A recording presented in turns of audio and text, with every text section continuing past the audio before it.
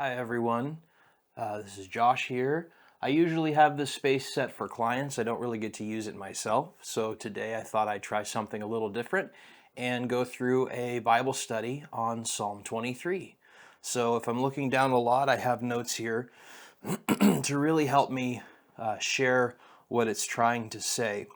And so the historical context of this verse itself is coming from King David, and it's before he became a king. If you know the story, he started out as a shepherd watching his father's flocks. Samuel, the prophet, comes and anoints him as the next king of Israel because God was really unpleased with how King Saul, who was the king of Israel at the time, was handling his power and authority, even though he was technically anointed first, but chosen by the people. And David was a man after God's own heart. That's what it says in Scripture. And so God chose him to lead the people. And as he started to rise in power, Saul started to get more angry and jealous of David and then started chasing him down to kill him. So the Bible doesn't make any claims for or against that choice. It just explains what happened. But that's the historical context for when this verse, or set of verses, this chapter rather, they think that David was on the run from Saul at this time. So it makes sense to understand why he's speaking from the perspective of a shepherd, and then also God as a protector and even a father in many ways. So I'll get into the verse real quick, and then we'll go through some of the information about the verse, and I have some questions at the end that I can ask you as the audience. So, reading the passage, here we go. Psalm 23. The Lord is my shepherd, I shall not want. He maketh me lie down in green pastures. He leadeth me beside still waters. He restoreth my soul. He leadeth me in paths of righteousness for his name's sake. Yea, though I walk through the valley of the shadow of death, I will fear no evil, for thou art with me. Thy rod and thy staff, they comfort me. Thou preparest the table before me in the midst of mine enemies. In the presence of mine enemies. Thou anointest my head with oil, my cup runneth over. Surely goodness and mercy shall follow me all the days of my life, and I will dwell in the house of the Lord forever. It's about 6 verses in total, very short chapter, but it's also a very popular verse among Christians. If you're seasoned, you've probably been around for a while, you've heard this verse before. We have to consider the repetition of some of the words here. The word he is used 4 times in talking about God. The word thou, or you, I'm reading from King James, thou means you, and then thy, meaning your, are used about 5 times talking to God. And then the Lord is used 2 times to begin the chapter and then to conclude the chapter. So the Lord is my shepherd, I shall not be in want. And surely goodness and mercy will follow me all of my days, and I will dwell in the house of the Lord forever. Me, my, including one mine, in the table before mine enemies, and I are used 16 times in God doing things for the author, and also the state of the mind of the author and what he may be doing in different moments of the verses. So then we have the subject, all right? We look at verses 1 through 3. We're talking about God as a shepherd of sheep or a protector of people who trust in him.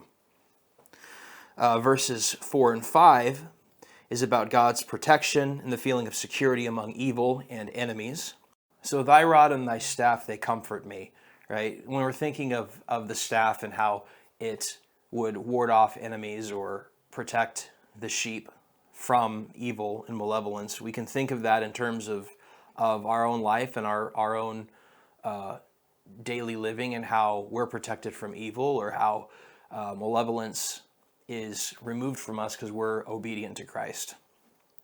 And then verse 6, the peace that comes from the result of God's safety and trust in him. So surely goodness and mercy will follow me all of my days, and I will dwell in the house of the Lord forever. So the next thing we could talk about is actually verbs in this verse, because verbs are very important in the Bible. Verbs are actionable steps that God is taking on behalf of other people, and even actionable words used for the person in the Bible being spoken about at that time. It actually encourages us as Christians to also be actionable in our own lives towards godly things. So here are some of the verbs. Want, meaning I shall not be in want. The Lord is my shepherd, I shall not want. Leadeth, he leadeth me beside still waters. Restoreth, he restores my soul. Walk, yea, though I walk through the valley of the shadow of death, I will fear no evil, for thou art with me, right? Preparest. After verses 4, I think it's in 5. Yeah, it says, you prepare a table before me in the midst of mine enemies. Surely goodness and mercy shall follow me all the days of my life. And last, dwell, and I will dwell in the house of the Lord forever. So these are all different verbs that talk about God doing things on behalf of the author, and then also things that follow him based on his trust in God that he has built. So let's divide the chapter into some thoughts real quick. Let's go through verses 1 through 3. Here's what I wrote down, typed out myself. The Lord is my shepherd, I shall not want. He maketh me lie down in green pastures. He leads me beside still waters. He restoreth my soul. He guides me in paths of righteousness for his name's sake. These are all things the author is speaking to an audience about God, right? It's not him speaking to God directly. It's to an audience about what God does, right? It's telling people something about him.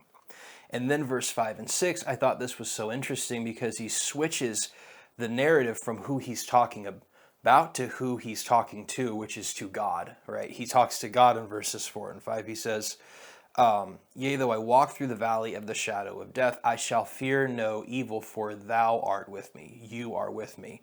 Thy rod and thy staff, they comfort me. Your rod and your staff comfort me. And then thou preparest the table in the midst of mine enemies. You anoint my head with oil. My cup overflows. Right? That is all things that God is doing for the author, and he's talking to him directly about it.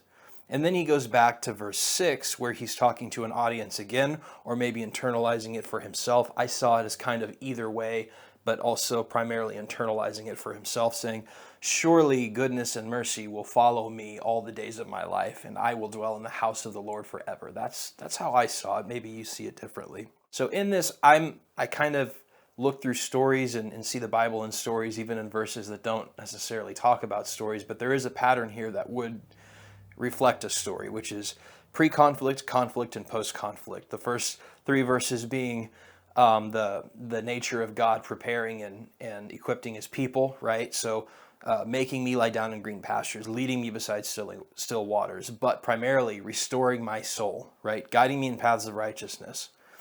So pre-conflict. And then we get to verses 4 and 5, walking through the valley of the shadow of death, where there is evil. I don't fear it because he is with me. So there is conflict there. He is protecting me from evil that could be around any corner because I am obedient to him. And then post-conflict, being what happens after we've gone through that and seeing that it is safe to trust in God, to see that it is safe to trust in where the Lord is taking us.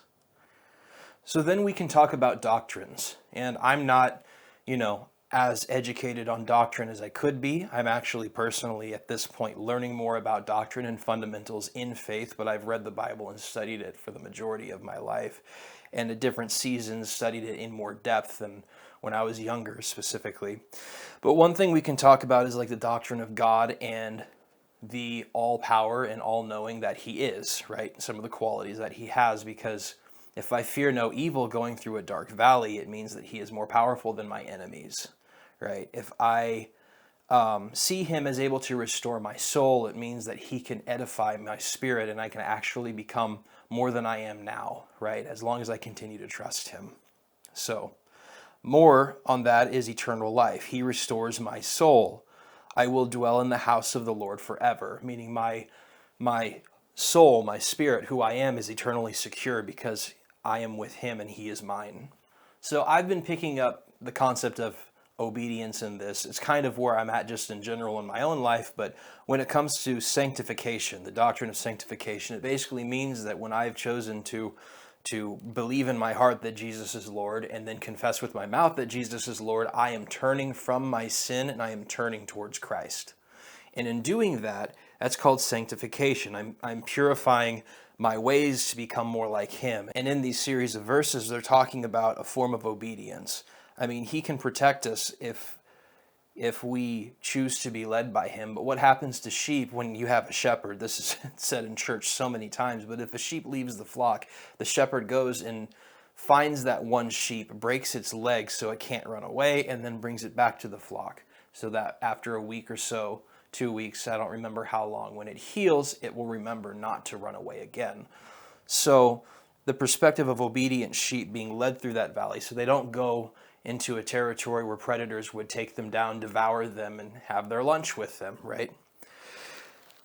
The ability to stay obedient and yield to the Creator and to be cared for, ultimately.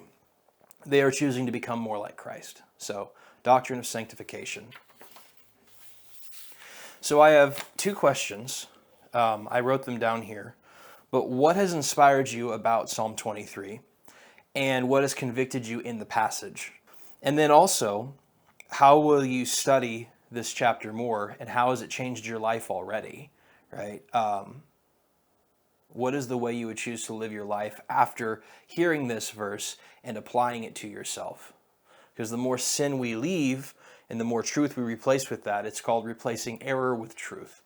And it's something that all Christians should practice. So this is something that I just wanted to do today. I wanted to see if anyone would be interested in watching it, and thank you if you watched it all the way through. Hopefully I can make more of these, and I will see you out in the real world.